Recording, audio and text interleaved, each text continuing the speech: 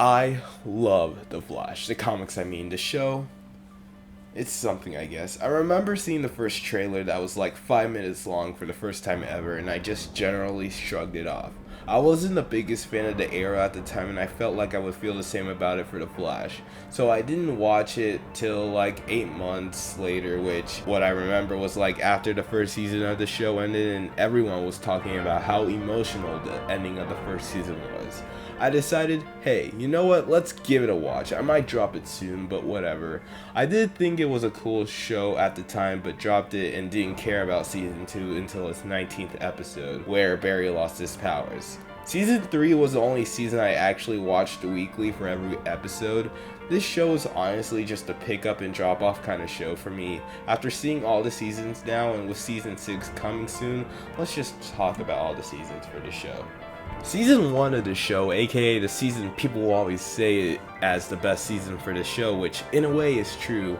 This was the second show to be introduced in the Arrowverse. This season had a nice sort of fun vibe to it and it was just fine at the time. Harrison Wells was a fine new character to the Flash world and the TV show, and Tom Cavanaugh, if I'm saying that right, being also Eobard Thawne was also nice twist in a way. When I first watched season 1, I was never really a big fan of him needing a whole team for every villain kind of situation. It just feels like the team is just holding Barry's hand every time and just telling him what to do while giving him inspirational advice when he's down. But it's just a CW thing for the hero to have a whole team with the main character. Anyways, Season 1 also gave us new characters such as Firestorm, Caitlin Snow, who will eventually become Killer Frost in later seasons, and Cisco, who will become Vibe also in later seasons fully. They were alright additions to The Flash in a way, being his show.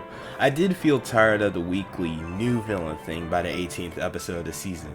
It felt just really repetitive and just boring by the time. Which reminds me of the season-long villain, the Reverse Flash. Was he good or was he a bad villain? He was fine for the most part, honestly. He needed more time to shine in this season, a little more than making it focus on the character slowly figuring out who the Reverse Flash was, even though we knew by the end of the first episodes for us viewers, but that's just a little nitpick of mine. It wasn't that big of a deal. Iris's character in this wasn't the absolute worst in the season, but I wouldn't say that she was good either. Eddie Thawne mostly didn't even need to be in the season till the last couple episodes of this season, which in a way was interesting to see how he would react to Thawne being the Reverse Flash and them being related. But you could have just took him out, but then he killed himself. I don't know. One of the big highlights for me in this season was just Barry learning his powers and just learning all the different ways he could use his speed, and the introduction of time travel, which will get annoying in season 3. I did like the season finale though, with him Barry going back in time to stop his mother's death and then realizing, hey, that's not a good idea. Maybe I shouldn't do that. And then just talking to his dead mom and stuff like that. That was neat. And then the season finale ending cliffhanger that I just really liked for a season ending. Honestly, I don't know what else to say about the season other than yeah, it was fine for what it was. Reverse Flash was a neat villain despite how I feel about season 1. It does still have some fine moments though. 7.2 out of 10.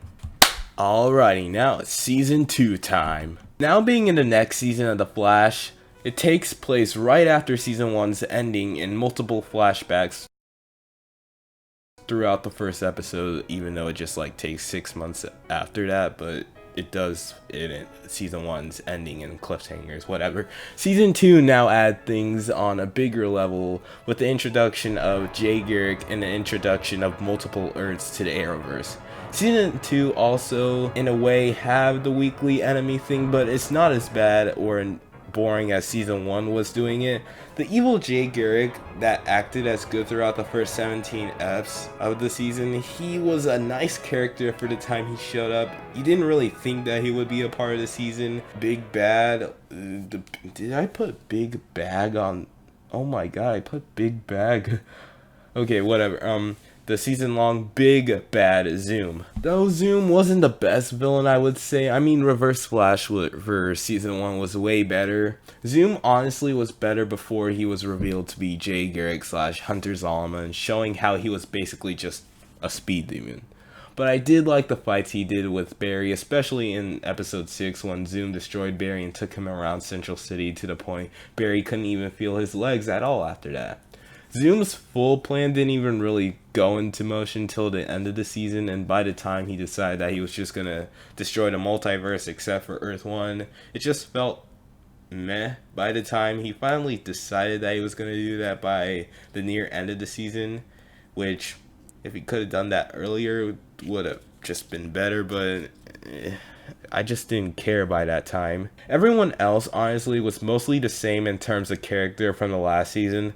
My favorite character in this season was the new Harrison Wells from Earth 2. He was a great character with nice interactions, especially Cisco in the season, and you'll see that relationship with all the Wells in later seasons. Anyway, there are very good episodes in this season, like the 2-part Earth 2 episodes where Barry, Cisco, and Earth 2 Wells travel to Earth 2 to save Jesse, and then on the second part, Barry gets captured by Zoom, and yeah, they try to rescue him in that. And I also love the runaway dinosaur and the race of his life. Also, Joe in this season doesn't really have a big part as much in this, but it'll be like that for all the other seasons, which is nice, honestly, because he's just a cop dad and he's just a side background character mostly for me. The character I didn't like though was Wally.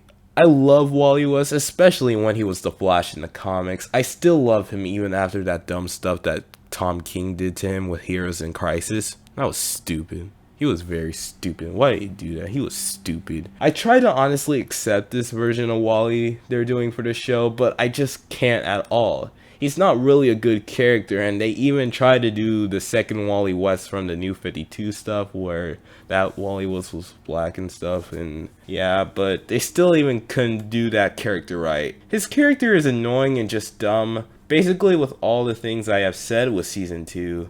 It has some good things with stuff also setting it back. This was a short part, but yeah, that's all I would really think about Season 2 as. It wasn't that big of an improvement, but it was fine, but still lacks some stuff that Season 1 did better.